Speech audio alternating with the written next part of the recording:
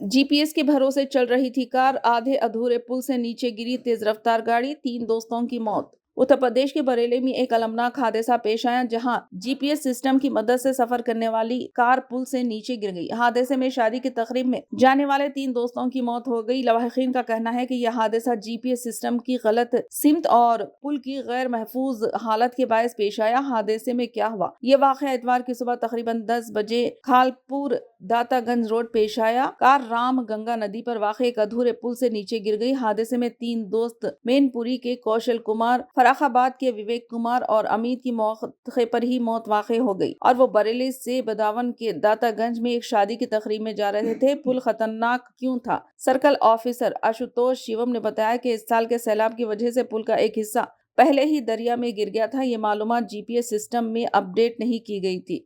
Driver ने GPS को follow किया और नामुकम्मल पुल पर पहुंच गया। वहां कोई रुकावटें या इंतहाई निशानात नहीं थे, जिसकी वजह से कार पुल के तबाहशुदा हिस्से से 50 फीट नीचे दरिया में गिर गई। हादसे के बाद करीबी गांव के लोगों ने पुलिस को इत्तला दी। पुलिस की टीमों ने फौरी तौर पर मौके पर पहुंचकर नाशों को निकालकर पोस्टमार्टम के लिए भेज दिया। खानदान का इल्जाम है कि अहले खाना ने इंतजामिया पर लापरवाही का इल्जाम लगाया। इनका कहना है कि पुल नामुकम्मल था और वहां कोई इंतहाई निशानात नहीं लगाए गए थे। खानदान का दावा है कि तीनों नौजवान मुकम्मल तौर पर जीपीएस पर मुनहसिर थे और इसकी वजह से इनकी जान चली गई। यह हादसा जीपीएस पर तो हम परस्ती के साथ साथ इंतजामी गफलत की तरफ भी इशारा करता है।